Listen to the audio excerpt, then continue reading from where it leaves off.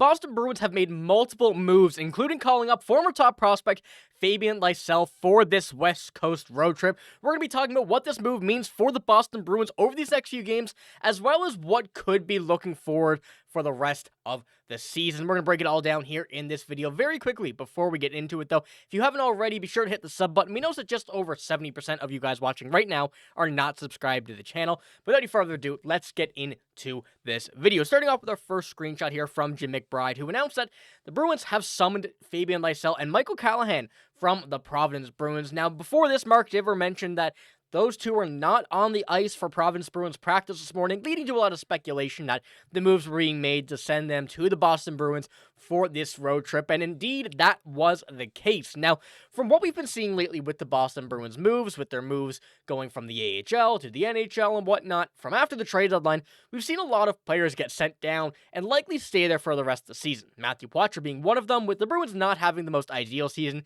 keeping the prospects down in the AHL to let them work down there, succeed down there, and go for a Calder Cup playoff run, was really seemingly being the idea that the Bruins were going after with the trade deadline. But now that seems to be altering this case, with Fabian Lysell being called up once again this season after playing one game earlier on in the year.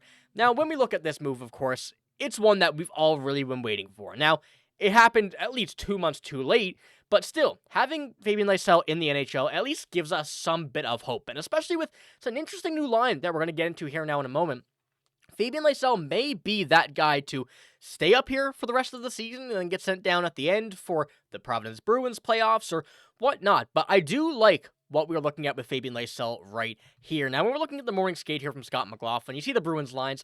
The top two have stayed the same, but newly brought up Fabian Lysell is on a line with Jacob Lauko, who's been moved to the left side, Marat Husnutdinov, and Fabian Lysell himself on that third line, with Patrick Brown, John Beecher, and Mark Kaslick there on the fourth, and Michael Callahan being that seventh defenseman. But when we're looking at the Lauko, Husnutdinov, and Lysell line, I see a lot of potential in this line. Now, there's one thing about the center and the right winger, and Husnutdinov and Lysell, is that they are two very, very light forwards. They are not at all physical, have not, they don't mind throwing the body, in this case in Marat Husnutdinov, but he is still a very, very light player, very agile, and not really the most physical guy to be known for that. But the way that these lines right now, and especially the third line looks, that is a very, very fast line. And this is something that we haven't seen from the Boston Bruins in a while.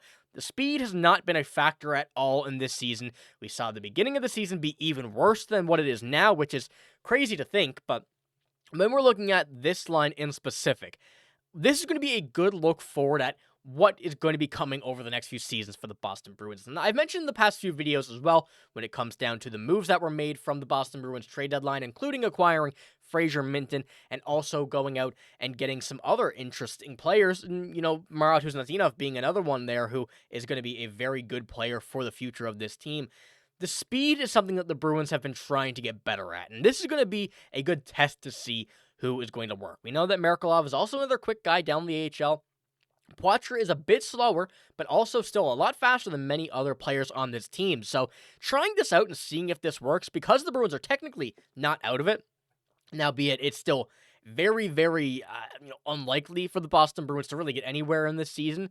But as we look at the future of this team, as well as going for the rest of the season, I think we get a good look at seeing if this will work for the Boston Bruins. Now, of course, these lines are for the time being. We don't know how long Lysell will be in the NHL, because remember earlier this season, got called up, spent one game here, and sent back down after playing a pretty solid game, if I'm going to be honest with you, in my opinion at least, and then going down just to be, sent down just to go back to the AHL and continue being the player he was, and a very, very good talent. And Joe Sacco has spoken out about this move, kind of touching on Fabian Lysell a bit here. This is what he had to say.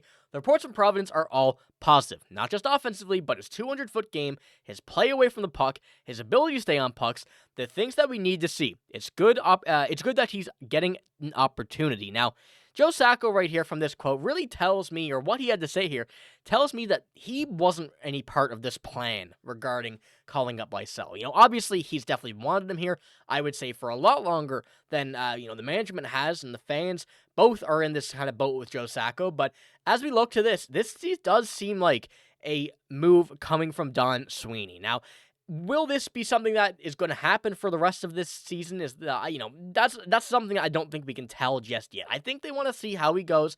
maybe looking at how he progresses and kind of getting a good eye in the NHL. Or another option also is that they're trying to kind of highlight him for other teams to be trading for him in the offseason. We've been able to see that Don Sweeney has not been afraid to move some players here at this deadline. We saw it very, very good here, and the one thing he didn't move, though, was prospects. And Fabian Lysell is a hot commodity, and we know that if his time with the Boston Bruins is going to continue like this, where he's not at the NHL level, a trade is at some point bound to happen. So I think there's a few options here, but when these upcoming games, with the way that these next games are going to be played out, it does seem like there are some very good games to have Fabian Lysell in. First of all, you have the Vegas Golden Knights. I will pull this up on the big screen here as well. Game after, the San Jose Sharks, the LA Kings, the Anaheim Ducks, and the Detroit Red Wings. Now, when you're looking at these 4 West Coast games here, all being away, there's some, pretty good games there, especially with Vegas. I think that one is going to be one that, the Bruins are bound to win for some reason. They probably shouldn't, and then go ahead and lose